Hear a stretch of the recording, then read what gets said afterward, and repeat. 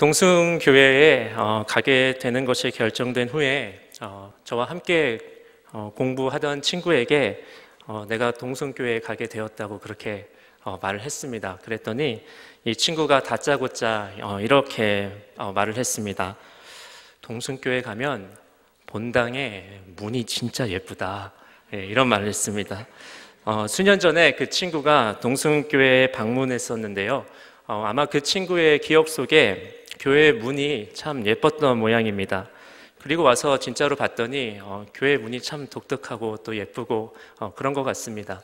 문뿐만이 아니라 교회 곳곳에 이런 세심한 손길이 다 녹아져 있는 것 같습니다. 문뿐만이 아니라 지붕도 참 독특한 것 같습니다. 네. 이렇게 빗소리가 참 이렇게 크게 들리는 곳은 저도 처음인데요. 오늘 하나님께서 우리 위해 이런 은혜의 단비를 주실 줄로 믿습니다. 여러분은 오늘 대학로 한복판에 위치한 이 아름다운 건물에 들어오시면서 어떤 생각을 하셨습니까? 우리는 종종 이런 말을 합니다. 와, 이거 진짜 디자인이 정말 잘 빠졌다. 디자인이 정말 예쁘다. 이런 말을 합니다. 남성들은요, 운전을 하다 보면 도로 위에 처음 올라온 새 디자인의 차를 보고서 야, 이 차 진짜 디자인이 좋다, 이런 말을 종종 하곤 합니다. 여성분들은 언제 이런 말씀을 하십니까? 백화점에 가셨을 때 많이들 하시죠. 그리고 또 요즘은 굳이 갈 필요 없이 온라인 쇼핑몰에서도 핸드폰을 통해 보면서 아, 디자인이 참 좋다, 이런 이야기를 하곤 합니다. 여러분은 디자인하면 어떤 생각이 드시는지 모르겠습니다. 보통 세련된 것, 그리고 또 아름다운 것, 예쁜 것, 이런 것들을 종종 생각을 하는 것 같습니다. 흔히들 디자인하면 세련되고 예쁘게 그리고 만들어내는 것, 그것을 생각하는 것 같습니다. 그런데요, 디자인이라고 하는 단어의 의미를 잠깐 살펴보면 그냥 단순히 예쁘게 그려내는 것에 그치지 않고 그것 이상의 어떤 의미를 갖고 있다는 것을 우리는 알 수 있습니다. 제가 잘 읽지는 못하는데요, 라틴어로 디자인의 뜻은요, 어떤 것을 새기다, 고안하다, 선택한다, 그리고 지정한다, 혹은 임명한다 라고 하는 그런 뜻을 가지고 있습니다. 또 다른 언어로 프랑스어로는요, 목적이라고 하는 그런 뜻을 담고 있습니다. 디자인에는요, 반드시 무엇이 있습니까? 목적이 있습니다. 목적이 없는 디자인은 사실 디자인이 아닌 것 같습니다. 목적이 없는 디자인은 그냥 사물이고 그냥 물건일 뿐입니다. 한 의상 디자이너를 소개해드리고 싶습니다. 그녀는요, 사람들에게 멋지고 예쁜 그런 옷을 만들어주는 일에 아주 만족을 느끼면서 살아가는 그런 사람이었습니다. 사람들이 자신이 만든 옷을 입는 것을 보면 그 마음이 얼마나 뿌듯하겠습니까? 그러던 어느 날 예기치 않게 그녀에게 교통사고가 찾아옵니다. 사고로 인해서 그녀는 평소에 전혀 생각하지도 못했던 옷을 입어야만 했습니다. 그 옷은 장애라고 하는 옷입니다. 멀쩡했던 몸이 불편해졌습니다. 몸만 불편해졌겠습니까? 마음도 굉장히 힘이 들었습니다. 한동안 그녀는 시름에 젖어 살아야만 했습니다. 그렇게 장애를 입고 살아가던 어느 날 그녀의 눈에 이제까지는 한 번도 들어오지 않았던 사람들이 보이기 시작했습니다. 선천적이든 후천적이든 장애를 입고 살아가는 사람들이 그녀의 눈에 들어오기 시작했습니다. 의류 디자이너였던 그녀의 눈에 들어오는 것은 바로 장애를 가진 사람들을 위해서 특별하게 디자인된 옷이 그리 많지 않다는 거였습니다. 이제까지는 의상을 만들면서 당연히 팔이 양쪽이 다 있어야 하고 그리고 다리가 두 쪽이 다 있어야 되는 그런 옷을 만들었습니다. 그리고 그 옷이 참 좋은 옷이라고 생각을 했습니다. 그런데 자신이 장애의 옷을 입고 보니 꼭 그 옷이 좋은 옷은 아니구나 하는 생각을 하게 되었습니다. 어떤 사람에게는 한쪽만 팔이 있는 그런 옷이 필요하다는 것을 알게 됐습니다. 또 어떤 이에게는 한쪽 다리는 그대로 있고 한쪽 다리는 조금 짧은 옷도 필요하다는 그런 사실을 깨닫게 되었습니다. 사고 후에 불평과 좌절 속에서 살아가던 그녀는 하나님께서 주신 재능을 이전과는 조금 다른 방향으로 써보고자 결심을 했습니다. 그녀는 장애를 가진 분들을 위한 옷을 디자인하기 시작을 한 것입니다. 그리고 예전에도 물론 그 일이 참 의미가 있고 뿌듯했지만 이제는 그것과는 조금 다른 또 다른 뿌듯함을 안고 살아간다고 합니다. 하나님께서 그녀를 새로운 목적이 있는 그런 디자이너로 불러주신 것입니다. 성경의 첫 페이지를 열면 우리는 최초의 디자이너를 만나게 됩니다. 제가 오늘 디자인 이야기를 처음에 좀 많이 했는데요. 그 이유는 우리가 성경의 첫 페이지를 열면 최초의 디자이너를 만날 수가 있기 때문입니다. 특별히 여러 디자이너 중에서도 건축 디자이너를 만날 수 있게 됩니다. 여기 그 건축 디자이너에 대한 소개가 있는데 한번 같이 읽어보시면 좋겠습니다. 스크린에 보면 창세기 1장 1절부터 5절에 있는 말씀입니다. 우리 함께 한 목소리로 읽어보겠습니다. 태초에 하나님이 천지를 창조하시니라. 땅이 혼돈하고 공허하며 흑암이 깊음 위에 있고 하나님의 영은 수면 위에 운행하시니라. 하나님이 이르시되 빛이 있으라 하시니 빛이 있었고 빛이 하나님이 보시기에 좋았더라. 하나님이 빛과 어둠을 나누사 하나님이 빛을 낮이라 부르시고 어둠을 밤이라 부르시니라. 저녁이 되고 아침이 되니 이는 첫째 날이니라. 아멘. 여기 보면 하나님께서 세상을 디자인하십니다. 첫 3일 동안은 큰 구조와 모양을 만드십니다. 첫째 날에 낮과 밤을 나누십니다. 둘째 날에는 하늘과 땅을 나누십니다. 셋째 날에는 바다와 육지를 나누십니다. 그리고 나머지 3일 동안은 그 만드신 구조와 모양의 세상 속에 하나씩 채워가시기 시작하십니다. 넷째 날에 무엇으로 채웠을까요? 해와 달과 별들로 채우셨습니다. 다섯째 날에는 바닷속에 있는 해양 동물과 공중의 조류들로 채우셨습니다. 여섯째 날에는 땅 위에 기어다니는 모든 종류의 동물들로, 생물들로 채우셨습니다. 아무런 목적 없이 그냥 만드신 것이 아니라 아주 선한 목적을 가지시고 하나씩 최적의 질서를 가지고 하나님께서 그렇게 디자인을 하셨습니다. 그리고 마지막에 뭐라고 하셨는지 아십니까? 좋다라고 하셨습니다. 참 좋다 이렇게 말씀하셨습니다. 많은 사람들이요 창세기 1장의 이야기를 단순히 우주와 또 자연의 기원에 관한 이야기 정도로 생각을 합니다. 그런데 오늘 저는 여러분들과 함께 이 말씀을 나누면서 창세기 1장의 창조 이야기는 단순히 자연과 우주를 만드신 그 이야기를 넘어서 건축가의 건축 이야기라고 하는 것을 함께 나눠보고 싶습니다. 이게 무슨 건축 이야기입니까? 그런 말씀을 하실지도 모르겠습니다. 근데 한번 들어보십시오. 고대 근동에서는요, 신들의 사원을 우주의 모양을 본따서 그렇게 지었다고 합니다.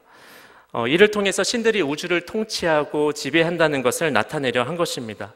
그런데 이 창세기를 쓴 저자는 역시 이 고대 근동의 문화에 익숙했던 독자들이죠. 이 이스라엘을 향해서 하나님께서 그저 우주 자연을 짓고 계신 것이 아니라 하나님께서 거하실 하늘과 땅, 그 성전을 짓고 계신다는 것을 우리에게 알려주고 있습니다.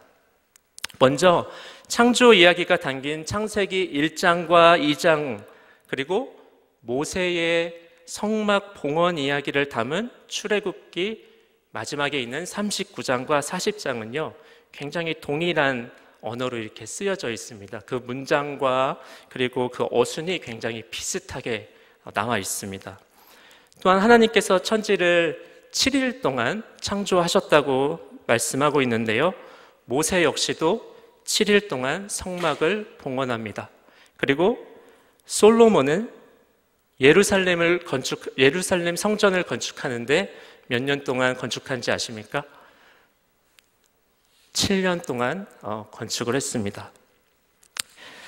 또 하나의 예를 한번 들어보겠습니다. 창세기 1장 3절에서 하나님께서 이렇게 말씀하십니다. 빛이 있으라 이렇게 말씀하십니다. 그랬더니 빛이 있었다 이렇게 말씀하십니다. 이 빛을 의미하는 히브리어의 그 단어도 구약 성경에서 성막에 사용된 성소의 빛을 의미하는 그 단어와 동일하게 쓰이고 있습니다. 이 외에도요, 에덴 동산의 출입구는 동서남북 중에 어디에 있었을까요? 동쪽에 있었습니다.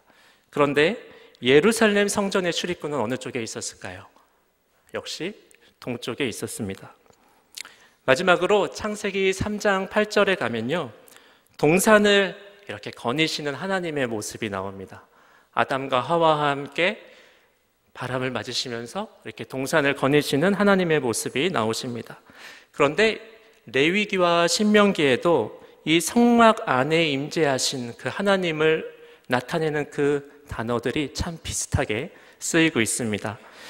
이런 흥미로운 유사점들을 제가 몇 가지 말씀드렸는데요. 하나님께서 단순히 자연을 만드신 것이 아니라 하나님 당신께서 거하실 하늘과 땅, 그 성전을 짓고 계시다는 것을 우리가 알 수가 있습니다. 그러니까 우리가 읽은 이야기는 그냥 단순히 자연의 기원보다도 훨씬 더 큰 이런 우주적인 성전의 건축 이야기로 읽을 수도 있겠습니다. 그리고 이제 가장 중요한 한 가지가 하나 남아 있습니다. 오늘 본문입니다. 1장 26절과 27절을 한번 함께 읽도록 하겠습니다. 하나님이 이르시되 우리의 형상을 따라 우리의 모양대로 우리가 사람을 만들고 그들로 바다의 물고기와 하늘의 새와 가축과 온 땅과 땅에 기는 모든 것을 다스리게 하자 하시고 하나님이 자기 형상 곧 하나님의 형상대로 사람을 창조하시되 남자와 여자를 창조하시고 아멘. 여섯째 날에 하나님께서 드디어 무엇을 창조하십니까? 사람을 만드십니다. 그런데 이제까지와는 전혀 다른 방법을 사용하십니다. 그것은 바로 하나님의 형상대로 사람을 그렇게 만드셨다는 것입니다. 하나님의 형상, 영어에는 이미지라고 되어 있습니다. 하나님의 이미지, 하나님의 이미지를 따라 지음받았다는 것이 무슨 말일까요? 얼굴이 닮았다는 것일까요? 우리 옆에 계신 분의 얼굴을 한번 바라보시겠습니까?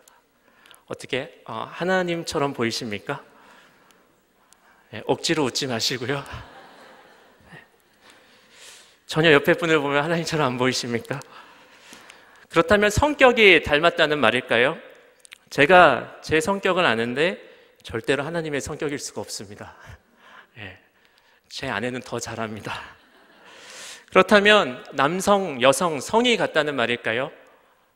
하나님을 남성과 여성으로 이렇게 구분을 할 수 있을까요? 그것 또한 쉬운 일은 아닌 것 같습니다. 도대체 하나님의 형상대로 지음을 받았다라고 하는 것이 무슨 말인지 참 궁금합니다. 그래서 오늘 제가 딱 한 번만 더 그 고대의 건축 이야기로 딱 한 번만 더 돌아가 보려고 합니다. 당시 성전을 지을 때에 가장 중요한 작업이 마지막 작업이 하나가 있습니다. 그것은 이렇게 아름다운 성전을 다 지어놓은 다음에 그 완성된 성전 안에 신의 형상을 놓는 겁니다. 신의 형상을 놔야 이 신이 지금 지배하고 다스리고 있다고 하는 것을 선포하는 것입니다. 그런데 보십시오. 하나님의 성전인 이 세상에는 돌로 만든, 금과 은으로 만든 형상이 있습니까? 없습니다. 다른 모든 신전 안에는 정성스럽게 깎아서 만든 신의 형상이 있는데요. 하나님의 성전인 이 세상에는 아무것도 없습니다. 정말 없을까요? 27절을 한번 보십시오. 하나님이 자기 형상, 곧 하나님의 형상대로 사람을 창조하셨다라고 이렇게 말씀합니다. 없는 것이 아닙니다. 사람입니다. 사람이 하나님의 형상입니다. 성경은 사람이, 그러니까 저와 곧 여러분이 바로 창조주 하나님의 형상이라고 말씀합니다. 이 말은 저와 여러분이 왕의 위임을 받은 왕과 같은 존재라고 하는 말씀입니다. 그것을 선언하는 말씀입니다. 당시에는 사람은 절대로 존귀한 존재가 아니었습니다. 그냥 당시에 신들이 귀찮아하던 일들을 대신해주는 노동력에 불과했습니다. 그러니까 사람들은 그저 노예 같은 존재였습니다. 하지만 성경은 사람이 귀하다고 그렇게 선포합니다. 그냥 귀한 것이 아니라 왕 같은 존재, 왕의 위임을 받은 사람이라고 분명하게 창세기 1장부터 선포합니다.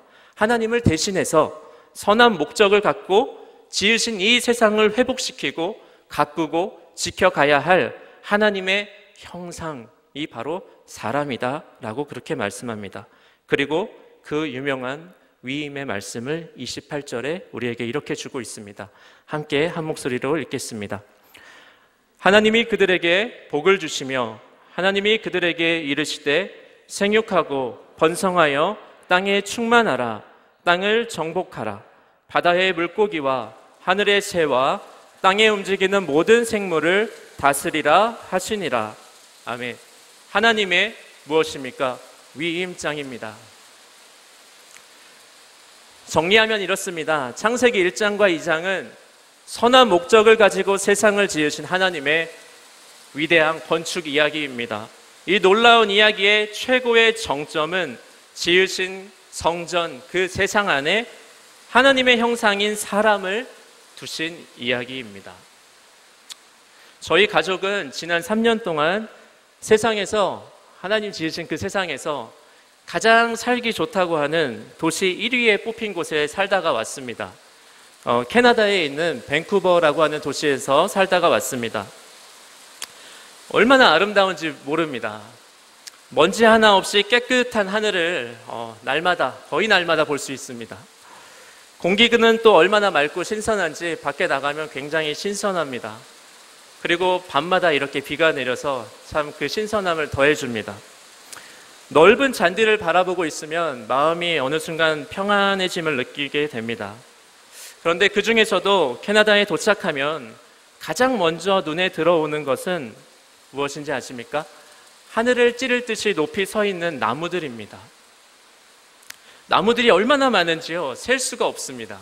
그리고 얼마나 높은지요? 이렇게 올라보면 목이 이렇게 아플 만큼 높이 자라 있습니다. 그리고 캐나다 사람들은요, 이 나무를 정말 소중하게 생각합니다. 정말 어떤 때는 사람보다도 나무가 더 귀한 것 같아서 괜히 좀 마음이 어렵기도 합니다. 집 앞에 있는 나무를 잘라야 하는데 우리 같으면 그냥 자르지 않습니까? 그런데 절대 그렇게 하면 안 됩니다. 주민회의를 거쳐서 이 나무를 벨 것인가 말 것인가, 이거를 회의를 해야 됩니다. 그리고 오케이 사인이 나야 그 나무를 벨 수가 있습니다. 이렇게 아름다운 곳을 뒤로 하고 한국에 도착을 했습니다. 눈앞에 셀 수 없이 많이 서 있던 그 이쁘고 아름다운 나무들은 순식간에 제 눈앞에서 사라졌습니다. 그리고 그 나무 대신에 무엇이 제 눈앞을 가렸을까요? 사람입니다. 사람들이 제 눈앞에 가득 그렇게 나타났습니다. 하나님, 왜 그 아름다운 곳을 떠나라고 하셨습니까? 그 아름답던 나무들은 사라지고 사람밖에 없습니다. 그것도 너무나 많습니다. 푸념 아닌 푸념을 제가 스스로 하나님께 그렇게 늘어놓았습니다. 그런데 하루 이틀 지나면서 하나님께서 저뿐만이 아니라 저와 함께 사는 아내에게도 서로 이야기한 것이 아닌데 같은 마음을 주셨습니다. 이렇게 말씀하십니다. 그래, 맞아. 한국에는 나무가 없지.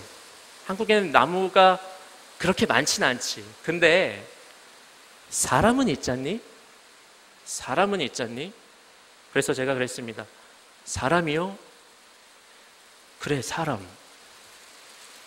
그리고 오늘 말씀을 좀 묵상하기 시작했습니다. 그리고 말씀은 분명히 말합니다. 사람은 그냥 사람이 아니라 나의 형상이다 라고 그렇게 말씀합니다. 이 땅을 향한 하나님의 간절한 꿈과 바람이 담긴 사람, 그것이 바로 하나님의 형상이다 그렇게 말씀합니다. 실제로 하나님께서 선택하신 백성을 가리켜서 포도나무라고 말씀하시는 경우가 많이 있습니다. 한 말씀이 있는데 시편 80편 8절의 말씀입니다.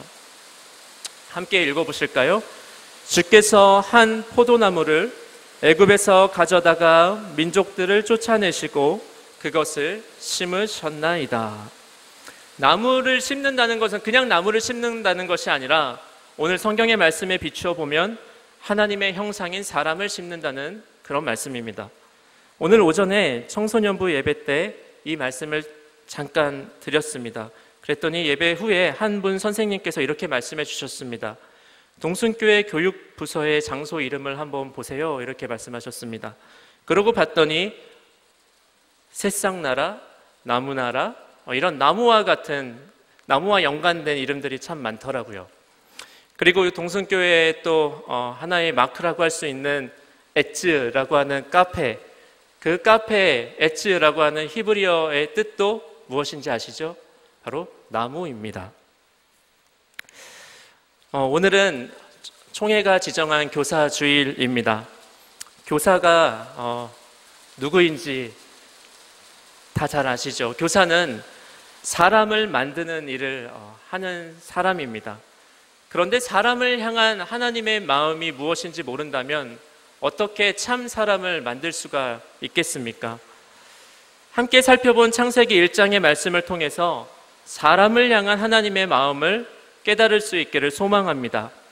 그리고 우리가 만나는 아이들 그리고 학생들을 그냥 바라보는 것이 아니라 하나님의 형상으로 바라볼 수 있게 되시기를 주님의 이름으로 축복드립니다.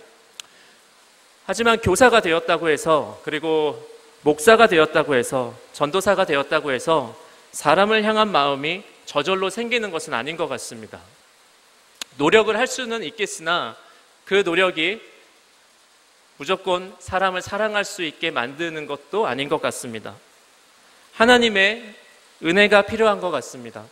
하나님의 마음이 어느 순간 우리의 마음에 부어져야 우리가 아이들을 만나면서 또 학생들을 만나면서 이 아이들이 하나님의 꿈, 하나님의 형상으로 보이는 것 같습니다.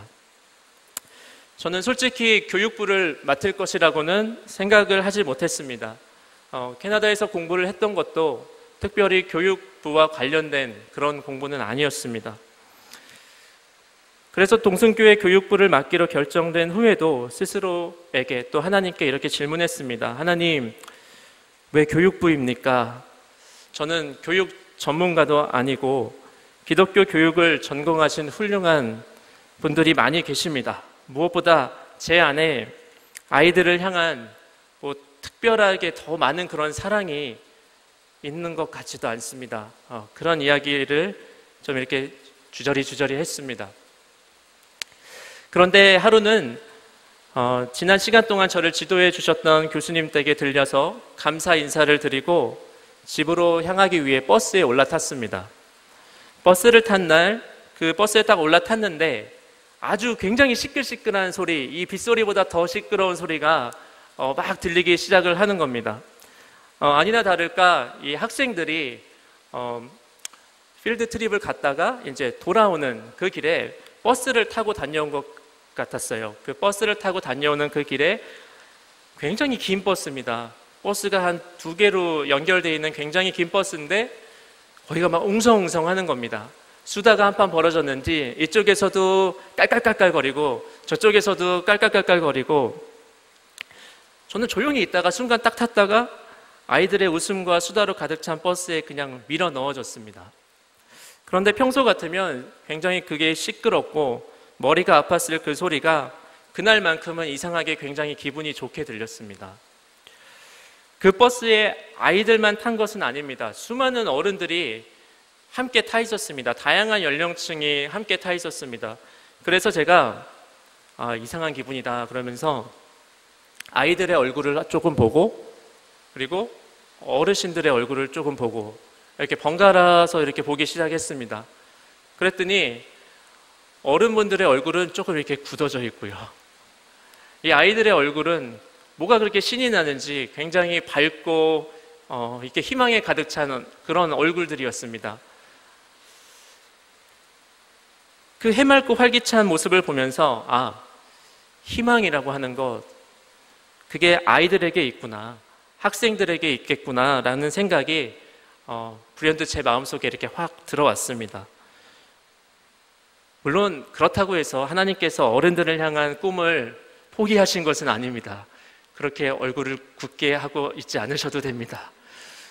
하나님께서 우리들을 향한 나이와 상관없이 우리를 향한 그 꿈을 포기하지 않으시는 줄로 믿습니다. 그런데 아이들이야말로 또 학생들이야말로 하나님의 꿈이고 이 땅의 희망인 줄로 믿습니다. 하나님께서 아마도 저를 불쌍히 여기셔서 그 순간 제게 그런 마음을 부어주셨던 것 같습니다. 선생님들의 마음에도 하나님의 은혜가 가득히 부어지기를 주님의 이름으로 축복드립니다. 아이들을 바라보실 때 하나님의 형상으로 바라보실 수 있기를 축복드립니다. 유명한 시입니다. 오세영 님이 지으신 별처럼 꽃처럼이라고 하는 시가 있습니다. 제가 한번 읽어드릴 테니 한번 들어보시면 좋겠습니다. 교실은 온통 별밭이다. 초롱초롱 반짝이는 너희들의 눈, 별 하나의 꿈, 별 하나의 희망, 별 하나의 이상. 교실은 흐드러진 장미밭이다. 까르르 웃는 너희들의 웃음, 장미 한 송이의 사랑, 장미 한 송이의 열정, 장미 한 송이의 순결. 교실은 향긋한 사과밭이다. 수줍게 피어나는 너희들의 볼, 사과 한 알의 보람, 사과 한 알의 결실, 사과 한 알의 믿음. 교실은 찬란한 보석밭이다. 너희들의 빛나는 이마, 이름을 부르면 하나씩 깨어나는 사파이어, 에메랄드, 다이아몬드. 너희들은 영원히 빛나는 별밭이다. 꽃밭이다. 우리가 만나는 아이들이 얼마나 존귀한 존재인지 알려주는 또 다른 성경의 시가 하나 있습니다. 시편 8편입니다. 이 말씀은 우리에게 오늘 우리가 잠깐 살펴본 내용을 9절에 걸쳐서 잘 녹여냈습니다. 그래서 이거는 제가 읽지 않고 우리가 함께 읽어보면 좋겠습니다. 읽겠습니다. 여호와 우리 주여, 주의 이름이 온 땅에 어찌 그리 아름다운지요. 주의 영광이 하늘을 덮었나이다. 주의 대적으로 말미암아 어린아이들과 젖먹이들의 입으로 권능을 세우시며 이는 원수들과 보복자들을 잠잠하게 하려 하심이니이다. 주의 손가락으로 만드신 주의 하늘과 주께서 베풀어 두신 달과 별들을 내가 보오니 사람이 무엇이기에 주께서 그를 생각하시며 인자가 무엇이기에 주께서 그를 돌보시나이까. 그를 하나님보다 조금 못하게 하시고 영화와 존귀로 관을 씌우셨나이다. 주의 손으로 만드신 것을 다스리게 하시고 만물을 그의 발 아래에 두셨으니 곧 모든 소와 양과 들짐승이며 공중의 새와 바다의 물고기와 바닷길에 다니는 것이니이다. 여호와 우리 주여, 주의 이름이 온 땅에 어찌 그리 아름다운지요. 아멘. 놀랍지 않으십니까? 여러분이 만나는 아이들, 꼭 교사가 아닐지라도 교회를 오가시면서 만나는 그 아이들, 5절을 보면 하나님은 아니지만 하나님보다 조금 못한 존재들이라고 말씀합니다. 하나님의 영화와 존귀의 왕관을 쓴 존재라고 말씀합니다. 내 형상이다라고 말씀합니다. 하나님께서 한 사람도 그냥 디자인하지 않으셨습니다. 분명히 선한 목적을 가지고 만드셨습니다. 그리고 언제 하나님께서 영광을 받으시는 줄 아십니까? 사람이 많이 모이는 예배 장소에서일까요? 아니면 굉장히 잘 어우러진 찬양 속에서일까요? 그곳에서도 영광을 받으시지만 오늘 말씀에 따르면 하나님께서 지으신 모습대로 세상 속에서 예수님을 닮아서 섬기며 살아갈 때 영광을 받으십니다. 그래서 시편 8편의 기자는 1절에서 이렇게 고백합니다. 여호와 우리 주여, 주의 이름이 온 땅에 어찌 그리 아름다운지요. 주의 영광이 하늘을 덮었나이다.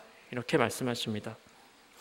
우리가 만나는 그 한 명 한 명은 하나님께로부터 세상을 책임지라고 위임장을 받은 하나님의 형상입니다. 하나님께서 디자인하신 그 사람이 되도록 기도와 사랑으로 헌신하는 선생님들이 되시기를 주님의 이름으로 축복드립니다. 그리고 언젠가 수년, 수십 년이 지나서 그 아이들과 함께, 그 자란 아이들과 함께 시편 8편 1절을 함께 고백하실 수 있으면 참 좋겠습니다. 한번 같이 읽어보실까요? 여호와 우리 주여, 주의 이름이 온 땅에 어찌 그리 아름다운지요, 주의 영광이 하늘을 덮었나이다. 아멘. 제가 기도하겠습니다. 하늘과 땅을 말씀으로 창조하신 하나님 아버지, 그리고 하나님의 형상대로 사람을 지으시고 이 세상을 위임하신 아버지의 뜻을 깨닫게 해주셔서 감사드립니다. 우리가 만나는 새싹 같은, 또 나무 같은 아이들이 하나님보다 조금 못한 너무도 귀한 존재임을 늘 기억하며 사랑으로 가르치고 섬기게 도와주시옵소서. 그럴 때 비로소 주께서 지으신 이 땅 위에, 아버지께서 거니시는 이 성전 위에 하나님의 뜻이 이루어지고 그 영광이 하늘을 가득히 덮을 줄로 믿습니다. 예수님의 이름으로 기도드립니다. 아멘.